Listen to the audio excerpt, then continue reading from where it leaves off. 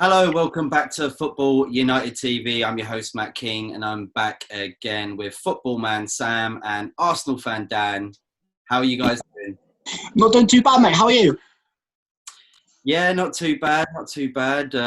Brilliant football this weekend, actually. It was around, I think, 18 teams played in the last couple of days. Dan, how are you doing? Uh, Obviously, I've had better days. I do love a North London derby, but I don't like it when the Spurs win. But they won, and well done to them. You can rib me as much as you want. I'll take it. I think it was a game that could have gone either way, but I'm sure we'll get into that. We are exactly. This is the whole point of the vlog. We're talking about the North London derby, the first one with new managers for both clubs as well, might I add. And the first one, at the same time, yeah. Yeah, and the first one for Arsenal at the toilet bowl. I ain't going to comment on that. I'll let everybody else, the viewers, have their own thoughts on that comment. So, Dan, we'll start with you first. Obviously, Arsenal fan. How did you feel about the result today? Obviously, good for Tottenham. Obviously, went down 1-0, didn't they? You know, Lacazette scoring and then Son getting the equaliser. And then at the end, Alderweireld getting the header. How do you feel about that right at the end as well? You looked like you were doing pretty well. And it was, to me, a 50-50 game. But, yeah. Yeah, I agree with you, Matt. I think it could have gone either way. When Laka scored that goal, I shot up because it was an absolute thunderbolt of a drive. Really good goal. I mean, from a Spurs perspective, they stood off him for too long to allow him to have the shot. So there was a defensive error on their part. But then classic Arsenal, we gifted them with our own defensive error by Kolasinac playing a slightly loose ball to Luiz, and Luiz didn't deal with it well, and a good finish from Son. And then after that, I really thought it literally could have gone either way. But that classic Arsenal thing of keeping the ball, and Spurs were just happy for us to have the ball and looking for the counter-attack. And then we got undone on a corner. I was just saying to Matt beforehand, I don't really know who's at fault for that. Looking on the replays, it looked like Saka was marking Alderweireld, which isn't ideal because I wouldn't have put them like for like because they're completely different builds. But yeah, I'm disappointed. I'm disheartened. But do we really want European football next season? Probably not. Although I've still got my hopes up that we might win the FA Cup. Not a chance, but you never know. What do you make of it, Sam? Let's talk about maybe the Tottenham perspective, winning the game. And do you think that maybe they'll be looking for Europa League? Or do you think the same mentality as Arsenal at the moment? Well, most Arsenal fans, they don't really want Europa League. They want to focus on the rebuild for next season and challenging for the Premier. What do you reckon? I do. I think Jose Mourinho will want the Europa League. Now, some fans might disagree with me, but he's a serial winner, so he will want to win any competition he's in. I don't see that happening, though. But from the game side, I quite agree with Dan. I think the game could have gone either way. I thought in the second half, Arsenal, if it were being honest, it was boring. If they were just passing the ball around, they didn't really look like they were going to cut any clear chances. In the first half, I thought Arsenal did it right, actually. I thought Pepe looked quite bright. I think he gave Davis quite a hard time. But like you say, it's a stupid mistakes that cost Arsenal games. It happens all the time. You look at Kolasinac for the goal. There was no need for him to go back. No need for him whatsoever to go back. He didn't even look where he was passing it back either. So obviously, I thought David Luiz might have tried to take him out, and being David Luiz, but he didn't. I mean, he was too slow to catch up with Son. And then like Dan said, for the second goal, it's just poor marking. Like you say, if it's Saka on Alderweireld, why is that happening? That's just ridiculous in height and in strength. It's just not going to win. So again, I think Arsenal fans would be fuming with that result. We are. We got this. Although it was funny though, Sam, I have lots of mates who are Spurs fans, and normally we've got this mutual. I don't know if you have this with Evertonians, but there's just a mutual level of like, don't give it because there's no need to. It's like just be humble in victory. I mean, with Liverpool, it's just like there's a bit of an imbalance. Like Everton haven't beat Liverpool for such a long time, but with Spurs, we just. With my mates, we just don't say anything. Be humble. Don't brag because it's bad karma. Well, at the end of the day, we were discussing this last week, Matt, weren't we, with Liverpool and Man United? Well, yeah. I was saying that, I don't see the point of ripping each other. I think it's a game of football. You enjoy it. You enjoy it with your mates. And if either team wins, then you just got to take that on the chin. It's part and parcel of football, isn't it, at the end of the day? So again, I completely agree with you. I really do. But I do want to touch on Arsenal's defence. Now, I'm not too sure whether he's injured, but Rob Holding, I'm sure he played a couple of weeks ago and he looked really good. Now, if he is fit, why do you think he's not playing him? I think, Sam, that Arteta's got this vision of having this back three, back five. He wants a left-footed player to play that side of Louise. I think that's all it comes down to. So Kolasinac seems an ideal choice. I don't know if he's the better player overall. I preferably would like to see Holding, but I don't mind this back three. But I don't think the worrying thing is that I think next year it might still be Mustafi, because Mustafi's been okay. There are still moments you're like, what the fudge are you doing? Like, why are you going to ground? But then there's going to be so much pressure on this kid that's coming in from St Etienne, William Saliba, that I just can't see a teenager coming into that squad being able to. I mean, apparently he has been playing as part of a back three for St Etienne, but I can't see him making. Well, he might make a bit of a difference. We got our fingers crossed he's going to be an amazing impact player. But I'd love to see more of Holding. My only theory is that Arteta prefers another left-footed player playing the left side of that back three. That's the only thing I can come up with, Sam, I think. Yeah. What did you think of the game, Matt? Do you know what? I found it to be very boring, and I've been enjoying Man United playing at the moment, obviously. So it just sort of hasn't been similar. But that's just me bragging about my own team, of course. But how about Liverpool the other day, Sam? 1-0 against Burnley. What did you make of that game? I thought it was quite an interesting game. I think if you were to ask me just on, excuse me, based on the first half, I thought it was Liverpool versus Nick Pope. After the first half, I thought it was only going to go one way. But as soon as Andy Robertson scored that, I must say, a fantastic header, a really, really good header. Burnley looked strong. It was almost as though, okay, Liverpool scored, we've got nothing to lose, let's just go at them. And they looked dangerous. They really looked dangerous. And there's moments where they could have won it as well. They really did. Our defence looked leaky again. And it has been proven since we've had the restart of the season. It's people say we've won the league, but you want consistency. And obviously we're going for records. Whether that's in the player's mind, I'm not too sure. But again, I said it last week and I'll say it again and I'll say it all the time. We need to strengthen in the summer. Well, in the week or 2 weeks we have off. We simply need to. So this is a really good opportunity, because you know what the next game is on Wednesday? Yeah. We need Liverpool to do us a favour and just roll over, like just to get bragging rights over Spurs, but I can't see that happening. No, you see, the thing is with Arsenal, it splits in half, because if you look at their attacking team, they're really strong going forward. They are. But they haven't got the defence, and they're lacking a really creative midfielder to make the extra difference. I mean, you look at Aubameyang, you've got, I like Lacazette as well. You've got Pepe, who's, I think, is going to become a good player. You've got Danny Ceballos. I know he's not your player, but I like the look of him as well. But at the back, it's like Liverpool 3 or 4 years ago. Yeah, it's woeful. You're right, Sam. Like, the defensive woeful. I thought Arsenal's best player today was probably Ceballos. He really was trying to link play. He did some excellent hold-up play. He picked lots of good passes. It's funny though, Sam, you said Pepe looked quite sharp. I thought he looked a little lethargic today. Really?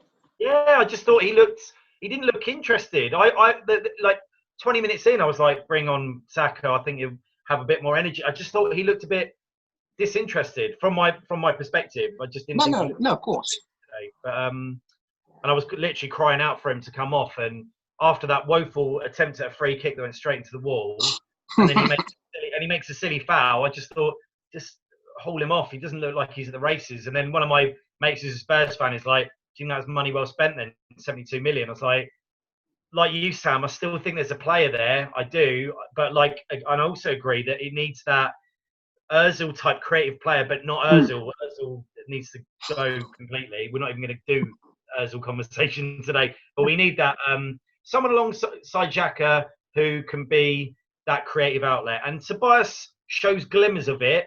And I'd be interested. I wonder whether, it's been talked about a lot, whether we extend his loan, like loan him again for another year. Because I don't know if he's going to go back to Madrid. I don't think. I hear Zidane's not keen on him at all. No, I've heard Real Betis are interested in Ceballos, but whether how true that is, I'm not too sure. But you're saying you'd go for the loan. But what if Ceballos is looking for a full-time permanent new club? Would Arsenal go out and splash the cash? They're not predominantly known for that. I mean, they splashed 72 million out on Pepe, but I mean, if you're going to splash cash, you need that balance of where to, and would you spend that on Ceballos? It's a funny one, isn't it? It's like an Arsenal always downplay how much money they have to the media. There was we haven't got any money, but we know that the club have got money, but they always downplay it. Like they did last summer with the Zaha thing, putting in that 40 million bid, saying we haven't got any more than that, and then they go and spend 72 million. Well, because it's in instalments, it isn't as big a hit initially. I mean, if I were at the club, if I had a say, if Real Madrid turned around and said 30 million for Ceballos, I'd probably snap him up. But I feel like they'll put a bigger price tag on him. I reckon it'll be, I don't know. It's hard to tell, isn't it? I mean, especially with COVID-19, you don't know what players will move and how it's going to financially affect the market. I take him because I think he has got there's something about him definitely. And he's a joy to watch. He's had a few dull games mid-season, but I think back to the game against Wolves, he looked brilliant and he put in that lovely pass for Saka. Today he had some glimmers. The Burnley game right at the start of the season, he looked excellent. But the other thing apparently is that he's constantly getting coached by Arteta. With no fans there, Arteta can keep like shouting things to him, giving instructions to him. And the minute the crowds are back, that might affect how that works. But I'd take a punt on him. Yeah. What do you think, guys, about Sam, especially you, Liverpool? You talking about maybe them buying a few players this summer to sort of keep up with the momentum of retaining the Premier League. Yeah, what do you make of that, and who do you sort of think that? What sort of players do you think could fit the part at Liverpool at the moment? Because you've got a very strong attacking, haven't you? We have got a strong attacking, but again, you say we've got a strong attacking. We've got a strong attacking front three. Now, as soon as one of those go missing, whether it's an injury, whatever it may be, we've got Origi. Okay, in my opinion, he's awful. We've got Shaqiri, mid-table Premier League team player, I expect. So we are lacking in reinforcements. And obviously, there's been a talk of in the middle of the park with Thiago from Bayern Munich coming.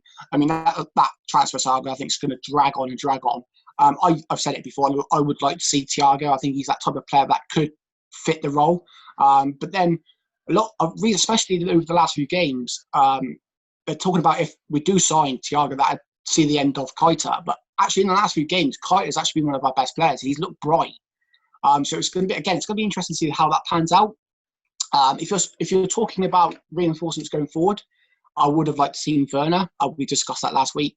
Obviously, with the move to Chelsea. But unless they're going to splash the cash, who's going to want to come to Liverpool in terms of a quality player and sit on the bench? Because they're not going to get in the front three. And this is the problem we're going to have. It's a nice problem to have. It is a nice problem to have, though. I'd rather be in your position than mine, but yeah. Yeah, but it is. But you said, as I said, if we want reinforcements, you need to look at Man City. You look at their bench. It makes me sick. It makes me physically sick looking at a bench like that. And you're thinking, would Liverpool be capable of that? No, I don't think we would. I don't think we would draw players to sit on our bench for 50 million pounds. It's not going to happen, I don't think. Unless they address it as like you're bringing in players and like your cup players and your league players. But still, there's just players they just want to play as much as they can because they want to keep themselves in the limelight, in the shop window for other moves and contracts. But what I will say is obviously, but a lot with Klopp, it's different because he's known for making superstars and transforming a player into a superstar. You look at your Salah, he bought him for 30-40 million. He's now probably a 70-80 million player. Van Dijk, 75 million. I'd say more than that, but yeah. 75 million for Van Dijk. He's now worth how much he's worth, Trent Alexander-Arnold, he's produced him in through the academy into the first team. Andy Robertson, for example, he played at Hull City. Yeah. And now he's like one of the best fullbacks in the world. So you have got that argument that he could go out in for not a such already made superstar, but a potential superstar.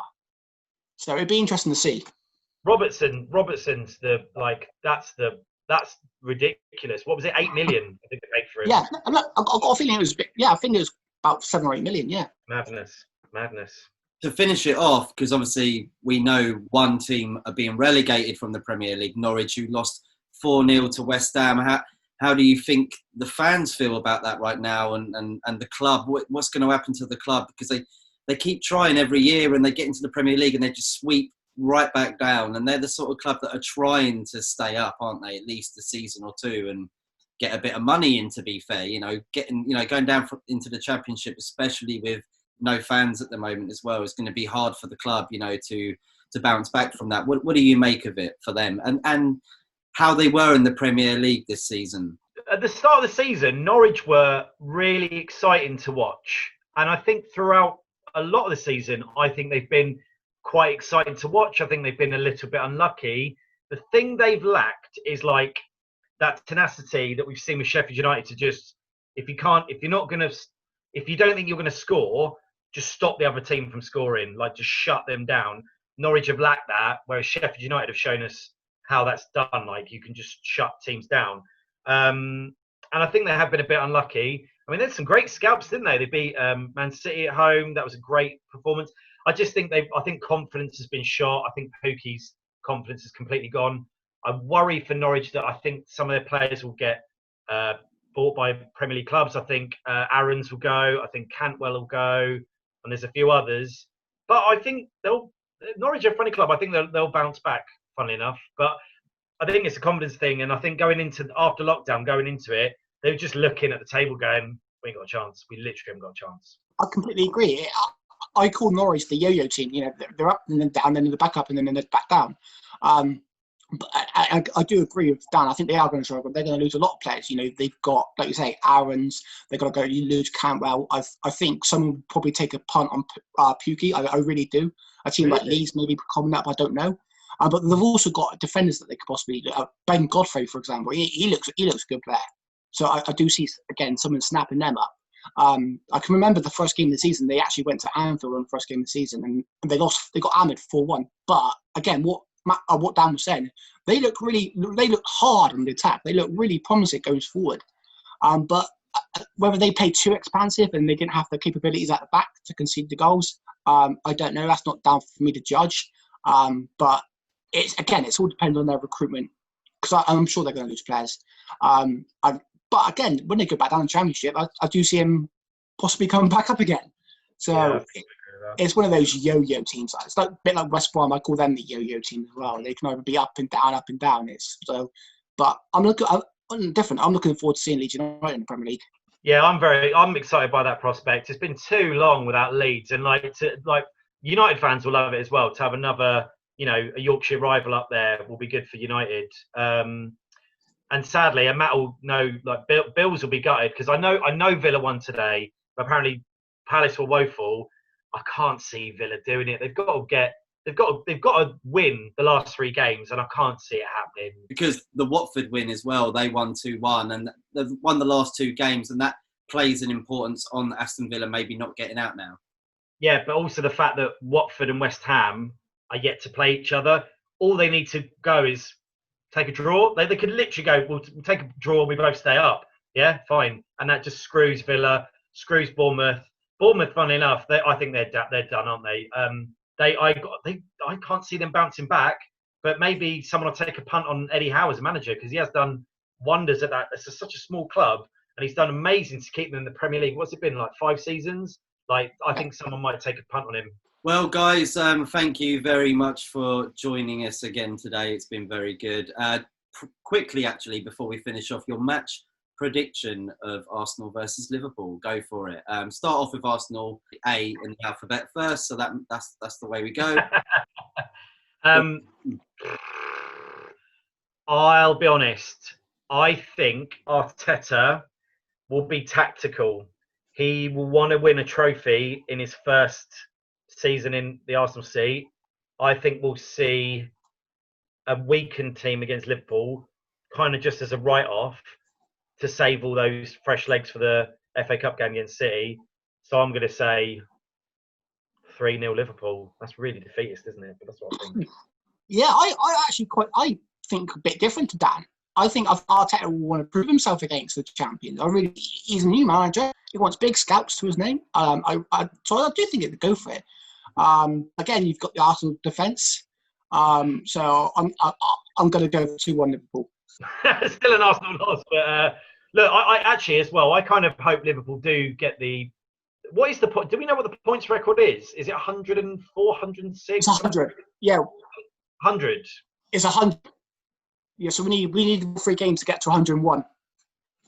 Was the 100? Is that Chelsea from a few years ago? Like Man City. Oh, is it City? Okay. Well, I think they could do it. Yeah. To be fair, I don't know who their final 2 fixtures are, but yeah, I think you'll beat us. We got Arsenal, Chelsea, and then Newcastle away. Oh.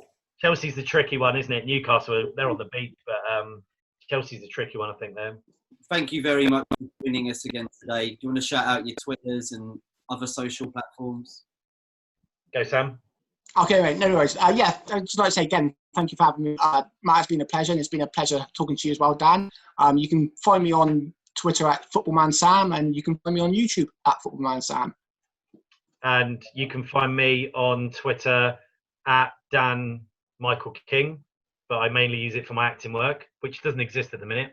And you can find me on Instagram at Daniel_King_actor. And lastly, the reason I've got these sunglasses on, they are prescription, but I'm hiding my tears for the defeat.